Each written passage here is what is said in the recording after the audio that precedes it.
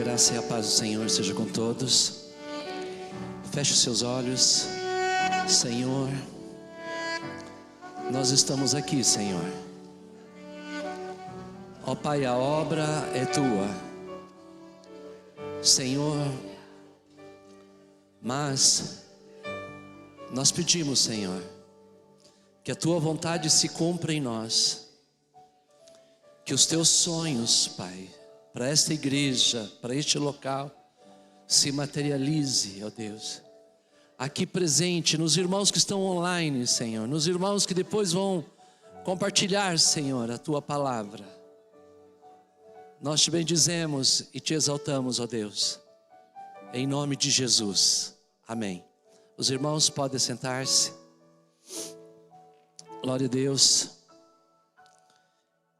Queridos, que bênção nós podermos estar na casa do Senhor, tratando de um assunto tão relevante. Nós tivemos uma lição bíblica, Rota 32, que tratou de vários avivamentos, começando lá em Jerusalém, passou pela Idade Média e chegou até a Igreja Adventista da Promessa. E nós não queremos perder essa oportunidade de dar uma sequência nisso. Para nós, irmãos, a palavra de Deus é verdade. O que Deus ensina para nós é verdade. Não dá para a gente viver teoria. Não, nós precisamos viver o propósito de Deus, a vontade de Deus para nós. Muitas coisas impedem o avivamento, retarda o avivamento. E em decorrência da falta de avivamento, pode trazer problemas sérios. Eu louvo a Deus todas as vezes que eu vejo nos nossos manuais a missão da Igreja Adventista da Promessa. A missão da Igreja Adventista da Promessa é pregar avivamento e despertamento entre os povos. Este foi o recado de Deus, esta é a missão, esse é o foco da igreja. Por isso nós somos da Igreja Adventista da Promessa. E nós louvamos a Deus por isso, e nós amamos esse título, e nós desejamos isso para nós, de aquilo que foi anunciado, que avivamento é viver intensamente o ordinário, aquilo que Deus quer para nós. É claro, irmãos, que nós queremos muitos milagres e maravilhas, mas nós também queremos uma vida intensa naquilo que nós já aprendemos, porque temos da parte do Senhor uma herança maravilhosa. Segundo Crônicas 7, 14, ali o contexto, é a inauguração do templo. Deus havia escolhido aquele lugar. E aí Deus aparece para Salomão e fala: eu escolhi, eu santifiquei este lugar. Mas se por acaso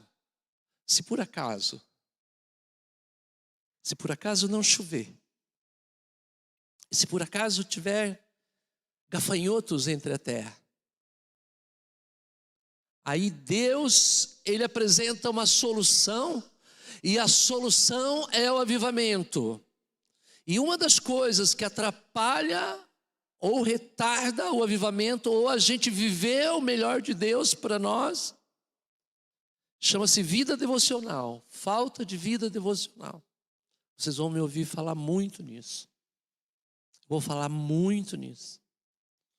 Porque, irmãos, é a base, é o alicerce. Essa construção aqui tem alicerce, tem colunas, tem estacas aqui.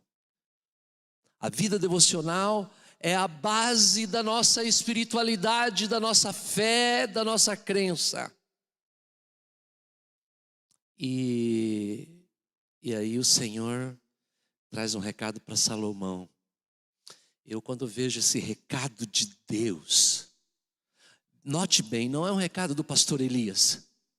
Note bem, não é um recado aqui da diretoria da igreja, não é um recado dos consagrados dessa igreja, não é um recado do pastorado dessa igreja.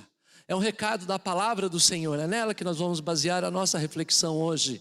Então ele começa com um condicional. Sabe por quê?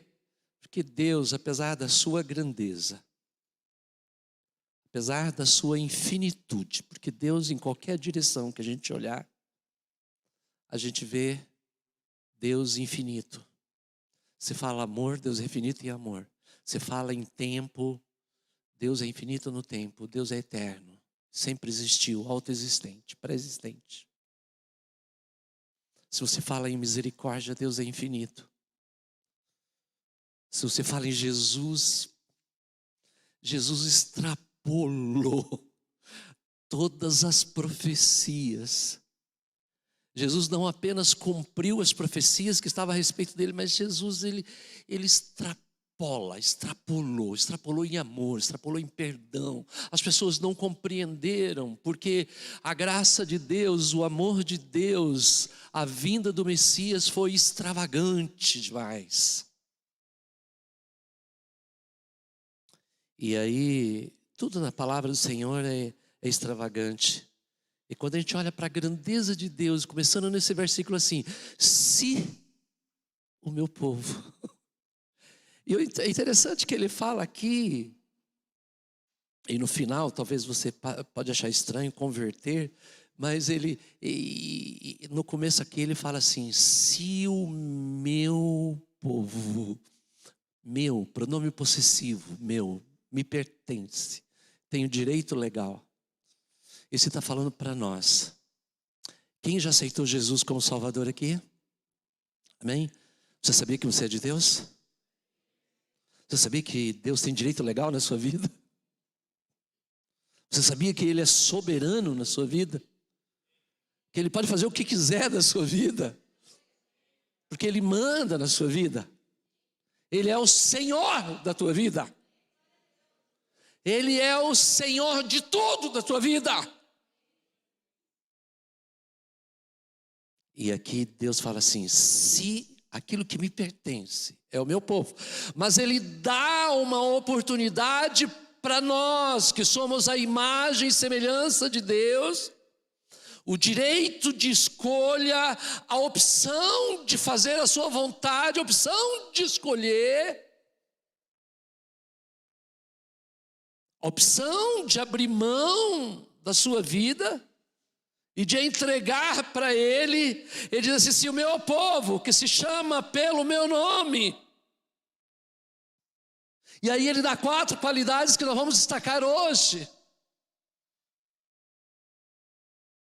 Porque a nossa vida devocional, ela tem que conter essas 4 coisas. Senão, ela não será bem produtiva.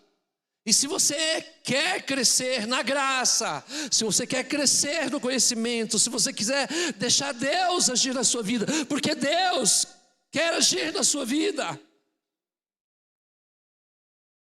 Em todo tempo, nós temos um Deus vivo, não cremos num Deus mudo, nós cremos num Deus que fala, nós cremos num Deus que se importa. Um Deus que se importa. Quando fala as coisas do Senhor para mim, eu me derramo. Esses dias nós estávamos na oração aqui de terça-feira, e eu contei o testemunho, que eu vou falar agora, e os irmãos que estavam ali, as irmãs, falaram, pastor, já preciso falar na igreja, o mais rápido possível. Eu falei, tá bom, eu vou falar. Logo quando eu me jubilei, depois de 35 anos de ministério, voltei para Curitiba. E achei assim, bom, agora eu vou ter uma vida tranquila. 35 anos, vou na igreja, vou ser presbítero da igreja, tranquilo. Vou ficar mais sem o fardo, sem responsabilidade. E aí logo que nós chegamos, depois de alguns dias, eu e a Marilza, nós fomos numa loja. E eu fui comprar uma peça de roupa para mim. Era no meio de semana, uma camisa, numa loja. E aí eu escolhi. Mas sabe, aquele no meio de semana, informal, vestido informal, porque normalmente a gente, pelo peso, pela tradição, pelo conhecimento, por hábito, por se sentir melhor, normalmente a gente vem, no mínimo, um social esporte para a igreja. Eu como pastor, né? Estou falando para mim, né? Mas no meio de semana, uso jeans, camiseta, tranquilo, tá lá. Fui na loja comprar. A hora que eu terminei de escolher, aí eu fui para a fila do caixa. Presta atenção, irmãos. Para a fila do caixa para pagar. Tinha umas 3 ou 4 pessoas na minha frente. Eu fiquei na fila com a peça de roupa. E a Marilza falou, deixa eu dar uma olhadinha em umas outras roupas. Não sei por que mulher gosta dessas coisas, ficar olhando essas coisas. Tem sempre alguma coisa básica, né, para olhar na loja. E ela saiu, e de repente veio uma outra pessoa aqui atrás, ficou, eu estava aqui conversando com um outro senhor que estava atrás de mim na fila, aguardando o momento de ser atendido. De repente entra um senhor na loja, e vai diretamente aonde eu estou, chega perto de mim e diz assim, você é um pastor? Eu falei, eu tremi na base. Eu falei, eu sou um pastor. Então o Senhor manda te dizer que você não pode parar, porque tem muitas coisas para você fazer no meu reino e na minha obra. Aleluia! E aquele senhor virou as costas, não falou quem ele era, não falou de que igreja ele era, não falou, só falou que veio da parte do Senhor e deu esse recado e saiu da loja. Aí poucos dias, eu saí da loja dando risada, feliz. Puxa vida, Deus se importou comigo. Deus mandou um servo dele, que certamente estava em oração em algum lugar, e falou, vai lá naquela loja lá, que está o meu servo lá, e dá esse recadinho para ele, porque nós cremos num Deus vivo, num Deus maravilhoso, num Deus poderoso, num Deus que se importa conosco. A Maria falou, quem é aquele senhor, o que é que ele queria? Eu falei, ele trouxe um recado de Deus para a gente não parar. Poucos dias depois eu estava numa sexta-feira, numa reforma na minha casa, o pastor presidente na época, o presidente do presbitério, pastor Hermes Brito, liga, pastor Elias, urgência, precisamos de você. Você precisa voltar lá para onde você estava. Você precisa atender uma situação em uma das igrejas nossas lá. Era sexta-feira, eu estava com reforma com um pedreiro em casa. E ele falou, eu falei assim, mas quando, pastor, quando que eu vou assumir a igreja? Era sexta-feira de manhã, ele falou assim, amanhã cedo. Eu falei, tá bom, pastor, eu vou. Eu falei, Maria, você cuida, eu estou indo. Porque o Deus maravilhoso que eu sei mandou, falou para mim que não era para mim parar. E eu voltei lá para a região, eu fiquei mais um tempo lá. Depois, o problema foi resolvido, eu retornei novamente. Deus fala ou não fala? O teu Deus que você serve é um Deus morto ou um Deus vivo? Que Jesus é o teu que você serve, meu irmão? Que Jesus é o teu? Que Espírito Santo é o teu que você serve? Que Bíblia é a tua? Que Bíblia que você usa? Deus quer avivar a sua igreja, a começar pela tua vida. Deus quer começar a avivar a tua igreja, a começar pela minha. Não estou falando para você, Deus primeiro está falando para mim, que Deus tem uma grande obra para fazer, e essa obra não pode ser interrompida, meu querido irmão. Mas ele começa com a humildade. Se o meu povo que se chama pelo meu nome se humilhar. Porque uma das coisas que mais mexe com a gente é o orgulho. Se soubesse com quem está falando.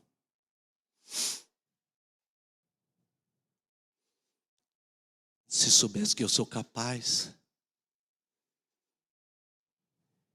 Será que as pessoas não percebem quem eu sou? Deixa só ele mexer comigo para ver só. Deixa ela falar aquilo para mim.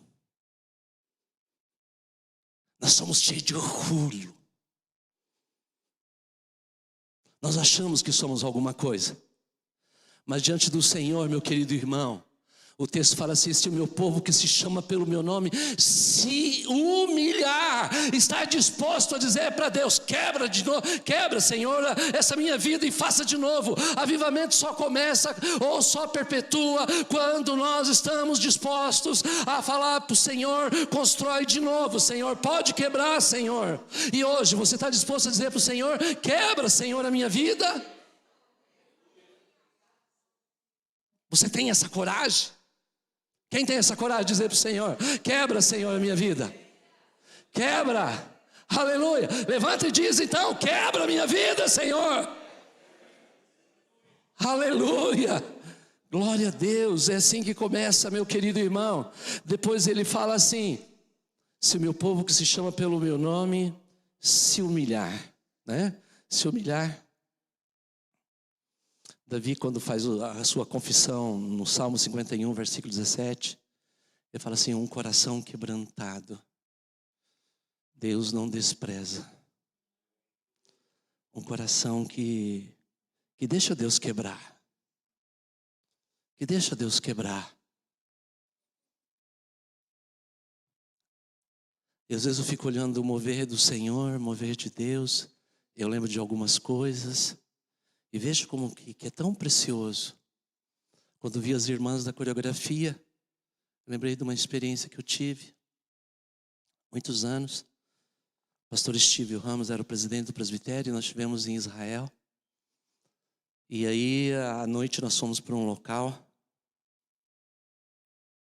E uma das partes da programação da cidade de Jerusalém era a dança de Miriam. E de repente, apagaram-se as luzes e um foco. E aí foi anunciado a dança de Miriam. Ela entrou com um tamboril, a moça representando a Miriam, como as nossas irmãs, sem sensualidade nenhuma, só louvando o Senhor com o tamboril. Só via gente de todos os idiomas lavando o rosto, enxugando, chorando, porque lembraram da passagem do Mar Vermelho, que um dia Deus abriu o Mar Vermelho e Miriam passou e louvou ao Senhor há 3.000 anos atrás com dança, louvando e glorificando o nome do Senhor. Eu, quando via nosso Dunamis aqui, falei: oh Deus, glória a Deus. É uma das formas de adoração, amém, irmãos? Louvado seja o nome do Senhor. Aí ele diz da segunda palavrinha: se meu povo que se chama pelo meu nome se humilhar e orar. Orar deve ser estilo de vida. Gênesis 4, 26. O último versículo de Gênesis 4 fala de um homem que depois começou, Enos, depois de filho de Sete, que começou a invocar o nome do Senhor. Irmãos, nós precisamos orar mais, buscar mais a Deus, nos quebrantar mais diante de Deus, diante do Senhor. Jeremias 33 fala assim: clama a mim e buscar-me-eis, né? Clama a mim e responder-te-ei e anunciar-te-ei coisas grandes e ocultas que você não sabe. Clama a mim, a prática da oração. 1 Tessalonicenses 5,17: orai sem cessar, dirigindo o carro, varrendo a casa, orando. Você pode viver a tua vida, fazer as tuas atividades e dentro de você queimar a ação do Espírito Santo. A oração não pode parar na sua vida. Amém, irmão? Na minha vida, eu tenho encontrado alguns irmãos, alguns príncipes e princesas de oração. Deixa eu falar de um príncipe que um dia eu encontrei. Eu sempre gostei muito de chegar na igreja antes.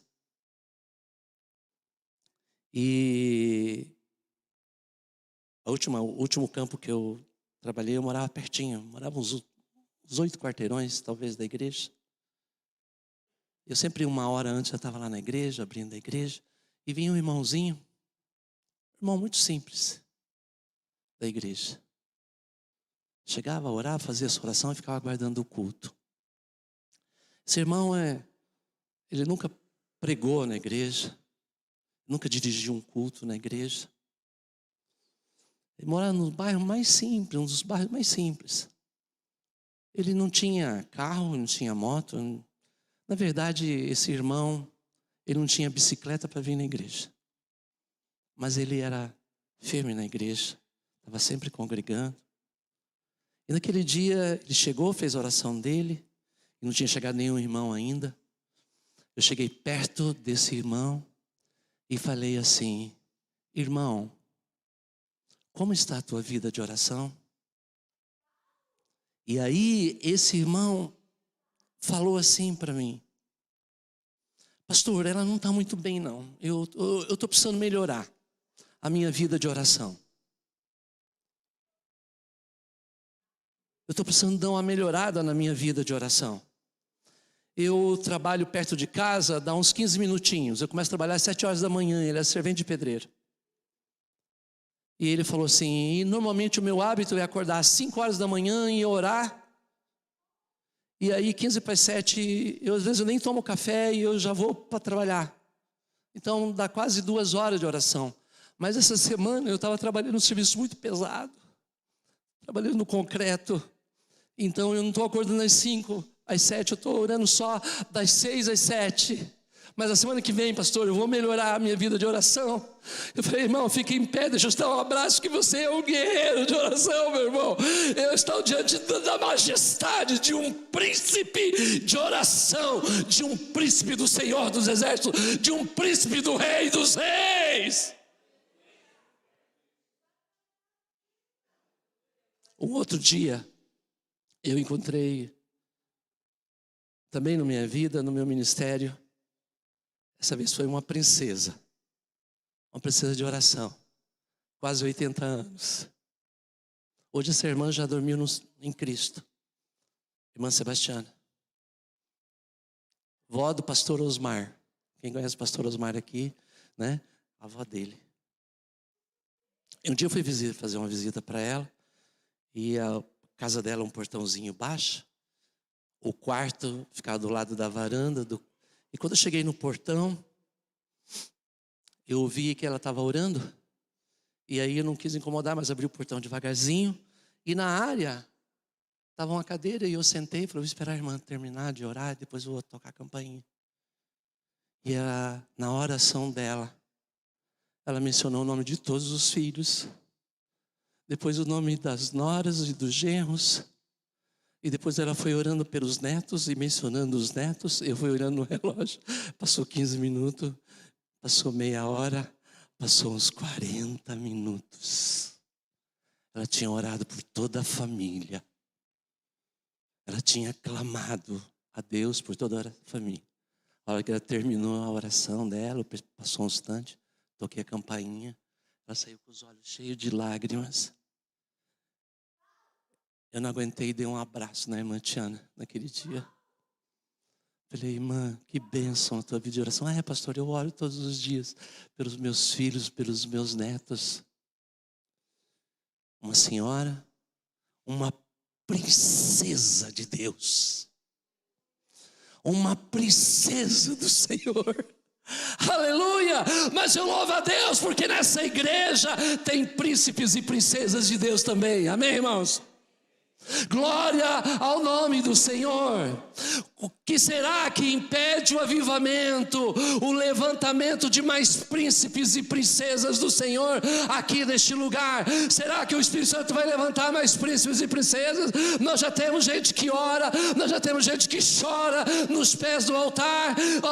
Esse texto diz bem claro: se o meu povo que se chama pelo meu nome se humilhar, se esvaziar de si mesmo, orar e buscar a minha face. Orar Depois buscar a minha face. Buscar a minha face, e meus queridos irmãos, não é apenas buscar as bênçãos do Senhor, é uma amizade com Deus, é ter prazer em Deus. Salmo 16, lá ao final do versículo 11, fala, meus queridos irmãos, finalzinho do Salmo 16, fala que ao lado do Senhor há delícias perpetuamente, príncipes e princesas de Deus que têm prazer em orar ao Senhor, em se ajoelhar diante do Senhor, em clamar diante do Senhor, em não desistir e tampouco glorificar o nome do Senhor, não porque Ele vai dar alguma bênção, mas por aquilo que Ele é, pela grandeza dEle, pelo poder dEle, pela majestade do Senhor. Simplesmente buscar não as mãos do Senhor apenas, não alguma coisa que Deus pode dar, mas o rosto de Deus, de ter um relacionamento com Deus. O caminho do avivamento leva para a adoração, para a busca de Deus, para querer ter prazer na presença do Senhor. E por último ele diz assim: e converter dos seus maus caminhos, de negar a si mesmo, de querer ser uma nova criatura, de abrir a palavra do Senhor e deixar a palavra ser fogo e martelo. Não se conformar com o mundo. Os valores do mundo são diferentes dos valores bíblicos. O destino do mundo, o alvo do mundo é outra coisa. Nós estamos na terra, irmãos, mas nós não somos da terra. Nós estamos aqui neste mundo de passagem, nós somos filhos de Deus. Há um reino eterno do Senhor, um reino maravilhoso do Senhor. E aí o Senhor pede para nós, que é povo dele, dar uma olhada na nossa vida, no espelho da palavra do Senhor, e perceber alguma coisa e ter coragem de dizer não, tão somente para agradar o Senhor, tão somente porque o Senhor Todo-Poderoso merece. Isto é adoração, quando nós damos o primeiro lugar para o Senhor, quando nós queremos que o Senhor seja engrandecido, que o nome dEle seja engrandecido, que a obra dEle seja engrandecido. Então desse jeito, irmãos, com humildade, com oração, com busca diante do Senhor, é que nós alcançamos as vitórias e somos abençoados diante do Senhor. O que impede o avivamento? A falta dessas 4 palavrinhas impede. A falta de humildade, a falta de oração, a falta de adoração, a falta de renúncia.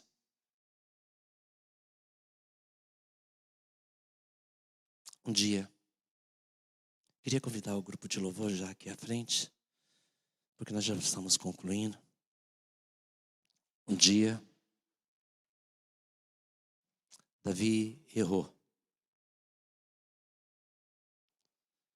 O profeta Natã vai até a casa dele, até o palácio, e conta a história de uma ovelha. E Davi é confrontado. No Salmo 51, é o Salmo da confissão de Davi.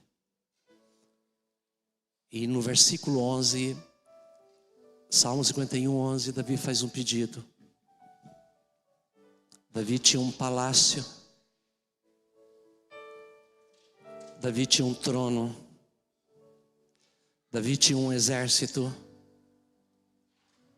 Davi tinha toneladas de riqueza que ele deixou para Salomão construir o templo. Naquele dia ele faz um pedido para o Senhor. Ele fala assim para Deus: Senhor, não me lances fora da tua presença e não retires de mim o teu Espírito Santo. Senhor, não me lance fora de ti, Senhor.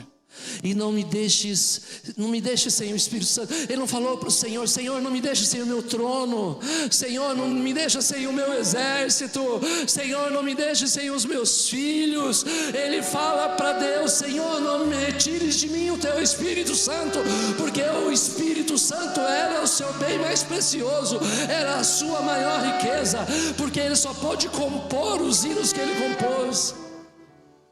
Ele só pôde expulsar os espíritos malignos no dedilhar da sua harpa, porque o Espírito Santo agia na vida dele. Então ele tinha a ação do Espírito Santo de Deus na vida dele. Então naquele dia ele pede o bem mais precioso: não deixe eu ficar sem o teu Santo Espírito. Avivamento é quando nós temos sede do Espírito Santo de Deus. É quando a gente pode abrir mão de tudo menos do Espírito Santo. Aleluia! Mas para mim não abrir mão do Espírito Santo, eu preciso viver.